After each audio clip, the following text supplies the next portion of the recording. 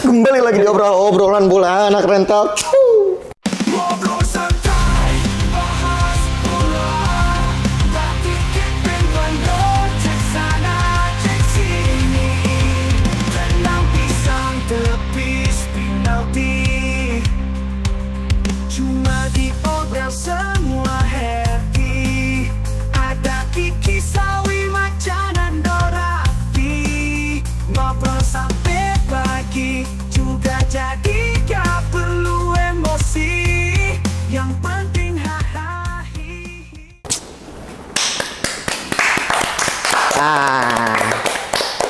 Sekarang kita balik lagi, cuman jangan lupa lah kayak barusan lupa. Iya. Lupa kenalin nama. Sekarang perkenalkan nama gue Rizky, gue sebagai host di sini. Sebelah gue ada nama gue Alwi. Nama gue Raffi Kong. Nama gue Sernando. The Professor. Apa itu gelar apa? Dari Irlandia. Oh, dari Irlandia. Biasa. Karena S3 Irlandia. Kampusnya apa namanya kalau belum tahu? Universitas apa? Robikin. UNI. URK. Universitas Robikin ya. UNI. Sir Alex tuh orang Irlandia kan? Scotland. Oh, Scotland dia ya? Scotland. UNI lah berarti. Apa itu? Universitas Negeri Irlandia. Oh iya, UNI. Bener. Kok nggak UI juga ya, Universitas Irlandia? Ya boleh sih. Iya. Negeri apa swasta nih dia kan, gue nggak tahu. Swasta negeri. Oh iya, swasta negeri. Kampus lo di Irlandia. Itu LPDP. Oh, LPDP mah biasanya negeri unggulan iya. itu, negeri unggulan UNI, bagus. ya. UNI bener berarti. Uni. Bagus juga ya kampusnya. Oke. Sekarang kita bahas yang banyak orang bilang sebagai liga aki-aki. Bukan cuman karena banyak pemain tua di sana ya, main-main 33 plus lah yang di sana. Tapi juga karena banyak kakek-kakek kita dulu yang nonton Liga Italia, karena dulu kan di TVRI. Di TVRI banyak tayangin Liga Italia, makanya itu zaman-zaman kakek kita nonton apa itu? Film action. Liga Italia lah, ada aja. Kan itu iya menarik nomor lah. Nomor 1 ya dulu ya? Dulu nomor 1, dulu tuh sampai pemain kita kan banyak dikirim ke sana gitu. Sekarang kita bahas Liga Italia nih. Bisa dibilang kiblatnya sepak bola kali. Oh enggak, kalau kiblat tetap ke Ka'bah lah. Kan bahas bola. Kan bahas bola. Oh iya, kalau sepak bola zaman dulu. Iya. Iya, mungkin itu kiblat sepak bola zaman dulu. Cuman kalau umat muslim itu tetap menghadap Ka'bah. Oke, sekarang kita bahas fenomena yang menarik nih. Inter Milan kan baru aja meraih Scudetto gitu. Scudetto ini berarti yang kedua buat Inzaghi ya? Kalau gue nggak salah, tolong koreksi kalau salah. Cuman seingat gue ini kedua untuk Simone Inzaghi bersama Inter Milan gitu. Nah, yang bikin spesial di tahun ini tuh karena menangnya itu ngelawan AC Milan, Do. Gimana, Do? Ya kalau menurut gue rivalitas AC Milan dan Inter Milan udah nggak sepanas dulu ya. Okay. Udah banyak transfer. Dari dulu juga udah tuker-tukeran sih, yeah. Tapi sekarang tuh hype-nya tuh udah nggak dapat gitu. Walaupun pas Inter Milan ketemu AC Milan hujan kartu merah kan, yeah. Berantem dan lain drama, tapi ya soat gitu ya. Yeah, AC Milan lu cuma alasan tim kalah aja gitu, bukan Inter lebih bagus atau gimana, tapi memang bukan lebih bagus, Inter lebih bagus, bukannya AC Milan main bagus tapi Inter yang menang. Toh AC Milan datang dengan mentalitas yang ya udah dia udah juara nih. Yang penting gue bikin rusuh aja, gue nyari hype aja kesana gitu. Walaupun kita nggak tahu, tapi gue sih nangkepnya kesana gitu. Jadi menurut gue ya sorry tuh saya, tapi AC Milan untuk di game itu walaupun Inter Milan juga reaktif gitu ya, tapi terlihat seperti pecundang karena bedanya kenapa AC Milan yang gue bilang seperti itu karena bedanya pemenangnya Inter Milan di musim ini. Jadi ya lu kalah ya udah gitu ya. Fuck you aja lu ya kan mau ngapain gitu. Nah, kan rivalitasnya emang segila itu ya, dari mungkin kerasanya dulu lah. Cuman sekarang kayak coba ditimbulin lagi gitu. Kayak misalkan Marcus Thuram kan ngangkat bendera cornernya AC Milan terus di atasnya kasih jersey dia gitu. Nah, rivalitas kayak gitu Devi, menurut lu itu bikin gairah sepak bola Italia hidup lagi kah, atau memang ya udah itu mah lu aja deh yang rame, orang-orang sama teman-teman lu aja pada itu mungkin salah satu usaha dari pemain Serie A Buka warung usahanya. Bukan. Oh, bukan. Untuk membangun lagi euforia panas Serie A. derby Serie A. Oke. Menurut gue itu usaha dari seorang pemain, kayak selebrasi apa yang keliling kotanya itu dengan bendera yang ledek Zlatan gitu. Menurut gue itu apa ya, sesuatu yang bisa dilakukan pemain untuk ngebangun lagi euforia panas Serie A sih. Oke. Kalau sekarang kita ngomongin euforia tuh kan ya semua tim menang pasti euforia ya, Wi ya. Iya. Cuman ini kan makin membekas karena ngerayainnya tuh ketika lu ngelawan Rivalitas rival lu gitu. Iya. Tetangga, bukan tetangga kota, memang satu kota gitu ya. Itu menurut lu bakal jadi savage moment gak sih, Wi? Apa kayak misalkan ya lu menang lawan musuh bebuyutan lu yang selalu lu dibanding-bandingin lah gitu, kayak lu akhirnya menang lawan anak tetangga yang emak lu sering ngomongin gitu, kayak menang di depan dia gitu, kayak Sering dibanding-bandingin. iya, kayak seseru itu nggak sih menurut lu kemenangan Inter Milan meraih Scudetto ini musim ini? Seru sih menurut gua. Soalnya apalagi Inter sama AC Milan emang bener-bener rival yang banget kan dari dulu. Iya. Ya jadi menurut gua keren banget sih Si kemenangan Inter Milan ini ya. itu, iya. Cuman yang mau gue sorotin sebenarnya selain kemenangan itu ya, kan kita lihat juga lah si Simone Inzaghi ya. Memang menurut gue belum teruji lah kalau di kancah Eropa gitu. Cuman di Italia kan dia udah oke lah menurut gue sebagai salah satu pelatih yang bawa permainan. Menurut gue Inter Milan atraktif sih. Menurut gue Inter Milan tuh atraktif gitu. Cuman menurut gue ada hal yang harus kita klarifikasi dulu di sini. Gue pengen nanya dulu ke Raffi, si Simone Inzaghi ini pure cerdas di musim ini ya? Atau memang lawannya tuh lagi pada melempem? Menurut gua keduanya itu benar. Keduanya benar. Gua setuju Simone Inzaghi cerdas karena ya itu tadi yang lu bilang, lu merasa terentertain nonton Inter Milan main kan. Gua pun juga begitu karena Simone Inzaghi berani main dari belakang. Betul. Contoh kecilnya Ten Hag ngambil Onana kan gara-gara Simone Inzaghi bisa nunjukin Onana bisa main dari belakang ya, bisa build up. Terus bisa main belakang Inter tuh nggak takut mau di press setajam apapun. Nah, pernyataan kedua kenapa gue bilang bener juga, ya kita bisa lihat AS Roma yang jagonya setelah dia menaikkan siapa namanya? De Rossi sebagai pelatih. Sebelumnya kan kalah terus yang sama Mourinho. Terus betul. Juventus yang ya sangat tidak konsisten. Mafia skandal. Dan AC tukang Milan. Skandal tuh dia. Dan AC ada lo video barunya, Wi? Ada. Skandal terus. Dan AC Milan yang jagonya di awal musim. Ya menurut gua keduanya benar lah. Ada porsinya masing-masing menurut gua. Iya. Kalau menurut lu gimana, Wi? Apa Inzaghi yang cerdas, apa lawan-lawan saingannya yang lagi pada melempem aja musim ini? Inzaghi cerdas sih, kalau dibilang melempem nggak terlalu melempem sih. Soalnya kan di klasemen juga poinnya sama yang peringkat 1 kan jauh tuh jauh. Yang lainnya kan dua juga ke bawah bersaing. 2 ke bawah sampai terakhir ribut sendiri berarti. Iya, ketat banget poinnya. Jadi ya kalau dibilang melempem nggak terlalu melempem.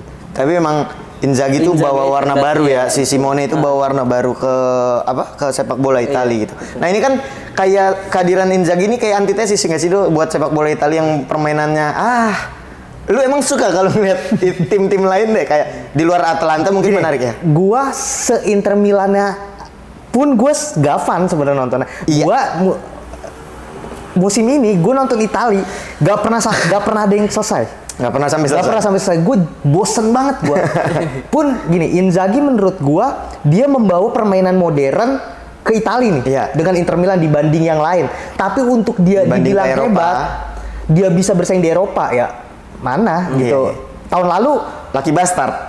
Memang final. Lu lihat bagannya, jangan di final segala macam. Bagannya memang ketemu Italia, dia lagi jackpot undian. Sekarang gitu, lu di Italia nyalain api masih pakai kayu. Si Inzaghi bawa korek tabi nih. Api ya kan? Zippo. Bukan, masih korek. Korek apa? Korek kayu, korek bata. Sementara di Inggris udah pakai Zippo.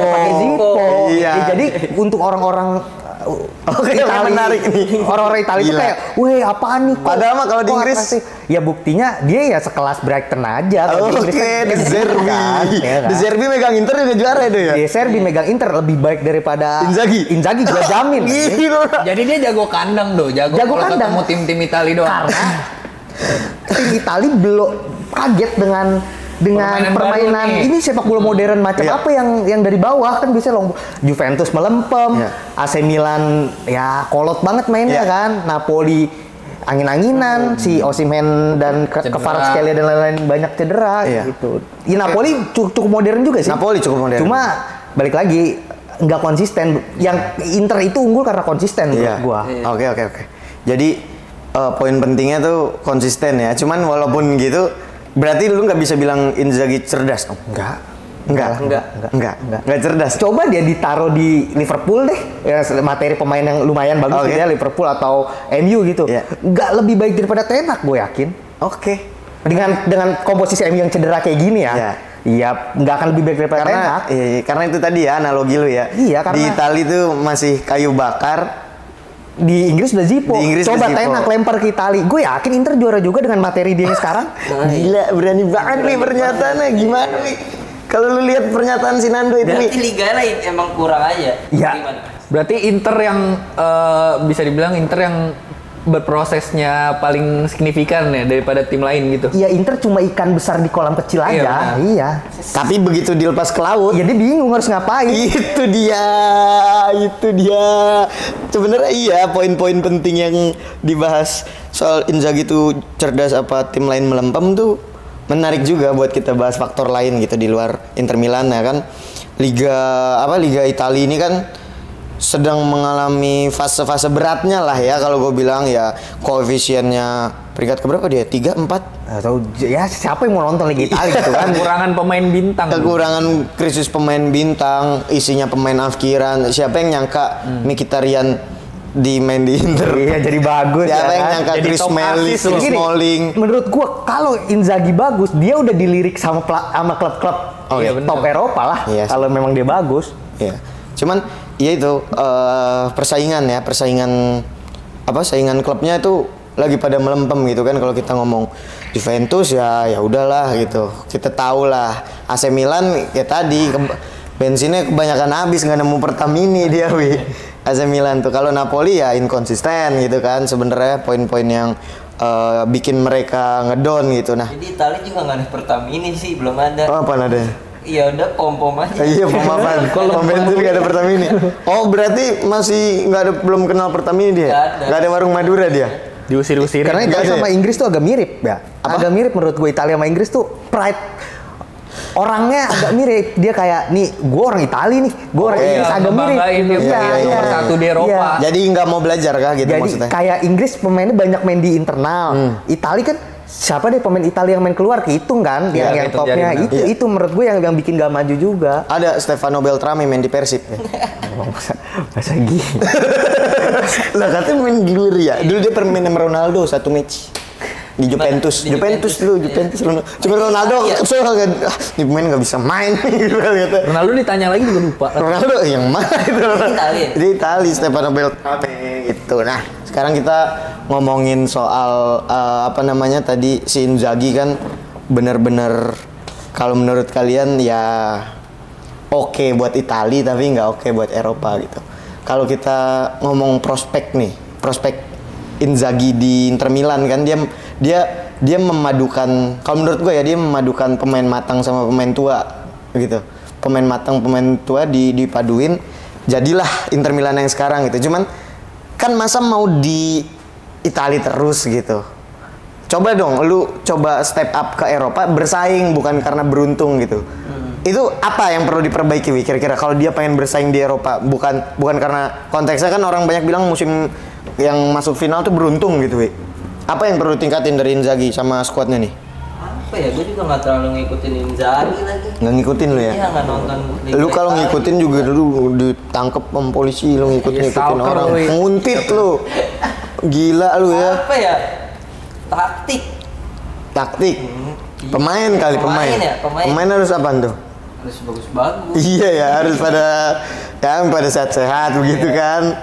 Yang penting itunya panjang, umurnya panjang. Jorok lu.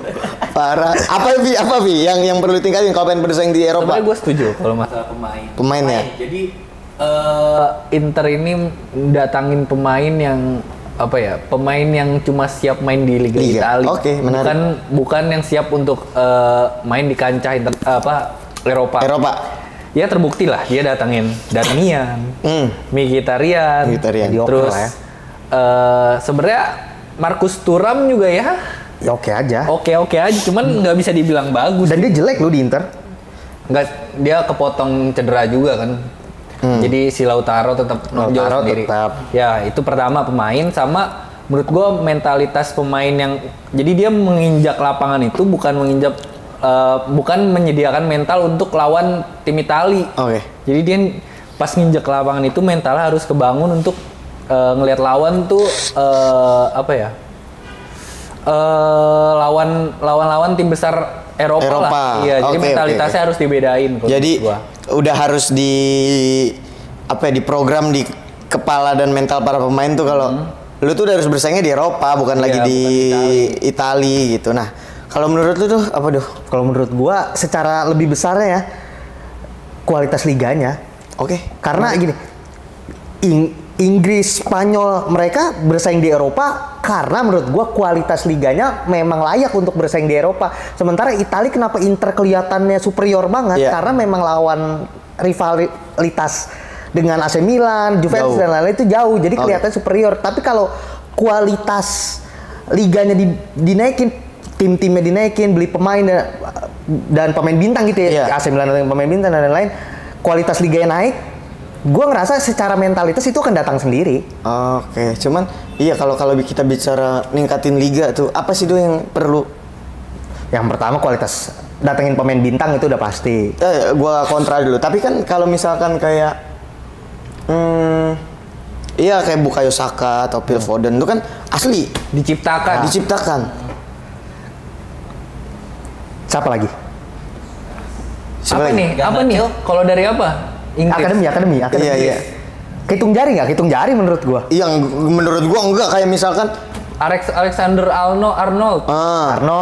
Robertson itu kan Inggris aja gitu loh. Virgil van Dijk gitu. Itu kan pemain yang Inggris aja. Van Dijk kan nggak tumbuh di Inggris dong. Iya, I know. Cuman dia besar. Itu di Southampton dan ke Liverpool gitu. Maksudnya itu kan transfer lokal. Celtic, Southampton. Transfer lokal gitu loh. Nah itu poinnya dari Celtic, Southampton dan lain-lain kan. Berarti kan lu harus punya scouting yang bagus kan. Oke. Nah, Italia ini gue ngerasa pertama terlalu dipenuhi sama orang Italia. Timnya tuh orang Italia semua, tapi pelatihnya Italia, pemain-pemainnya Italia, tapi nggak ada yang menonjol. Sebenarnya nggak salah kalau dia bisa menciptakan bintang. Kalau scoutingnya bagus, ini anak berbakat nih, gue godok segala macam. Pada kenyataannya yang main di timnas juga itu lagi ya kan, pemain-pemain tua lagi, Jorginho lagi, Spinazzola lagi. Berarti kalau timnas mana tuh? Apa tuh? Jangan lagi. Agak panik lu ya? Agak cemas lu ya? Minta dikat kali ya? Iya. Berarti kalau bisa, gue bilang scouting ya? Scouting lah penting. Kalau dia nggak punya duit untuk datengin pemain bintang, dia harus punya scouting yang bagus. Oke. Agar bisa menciptakan bintang. Nah, tapi kontranya adalah, gimana lu bisa nyiptain pemain bagus di liga yang jelek? Menurut gue itu kesempatan nggak sih? Apa? Bisa jadi kelihatan oke. Kesempatan loh menurut gua. Transfer melempem. Gitu. Selalu gitu. Italia itu selalu gitu kan? Berarti intinya gini ya, kayak misalkan siapa ya? Let's say Martinelli kita ambil. Itu kan dari Brazil dia. Dari Brazil. Tapi karena scoutingnya jeli ngelihat Martinelli, jadi dia larinya ke Liga Inggris gitu maksud lo? Benar. Jadi misalkan taruhlah nanti ada sekarang nih Rodrigo, Vinicius dan lain-lain. Oke. Scoutingnya ke Spanyol. Ada pemain sekarang umur 12 tahun namanya siapa ya namanya yang menarik ya? Tristan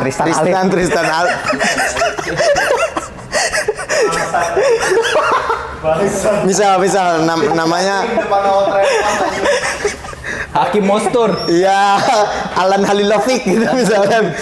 Umur 12 tahun gitu. Nah, scouting Italia terus ngelihat itu ya supaya dia jadi bintang meramaikan liga gitu nanti. Dan itu harus masif. Oke. Karena Italia udah ketinggalan terlalu jauh menurut gue. Jadi harus banyak tim yang memang kita perbaiki dari scoutingnya dari underage-nya gitu ya. Usia berapa udah terstruktur dan lain-lain, dan jangan banyakkan judi lah. Italia itu judi terus ya. Gua tuh menurut gua Italia apa ya? Di situ-situ aja gitu. Sebelumnya kayak ada apa gitu. Dia dulu bisa nyiptain bintang sekelas Del Piero, Maldini, Buffon. Totti. Itu tercipta dari tim-tim Itali. Totti Semarang. Maksudnya Totti Semarang. Ya, bukan. Siapa? Totti Semarang. Totti Semarang main bola. Maksud gue itu dia murni dari klub-klub Itali gitu. Ya menurut gue dia di situ-situ aja. Dan bertahan loh sampai akhir. Ya menurut gue dia di situ-situ aja sekarang, makanya dia nggak bisa nyiptain bintang kayak gitu lagi sih. Oke. Sekarang pertanyaan singkat tadi, jawab dengan satu nama. Gue pengen lu sebutin masing-masing satu ya. Siapa pemain yang berpengaruh banget di Inter Milan musim ini menurut lo? Calhanoglu. Lo? Gue Calhanoglu juga. Lu? Martinez. Lautaro Martinez. Oke, menarik. Kalau gue masih tetap siapa? Aduh, Lucio. Ya Verjanetti dong. Sama Maicon. Materazzi. Emang pas banget nih, gue lupa nge-highlight. Gue lagi pakai baju Inter retro ini. Oh iya. Tahun berapa ya? 26 ya? 1926. 77, cuman sebelum Masehi. Belum, logonya apa gitu, belum, makanya masih polos aja. Oke, kalau gitu, gue sebenarnya pengen lanjut lagi ngobrol, pengen banget. Ada apa sih? Sayang banget nggak bisa hari ini. Itu, gue harus ngejagain pintu tol lagi rusak kartu otomatisnya. Jadi manual. Iya, harus gue tarik-tarikin. Zaman dulu. Ya gimana, rusak kartu tol. Ya Liga Italia gitu aja. Ya udah, kalau gitu kita cukupin dulu obrol tentang Simone Inzaghi dan Inter Milan kali ini. Sampai bertemu di obrol selanjutnya, obrolan bola anak rental.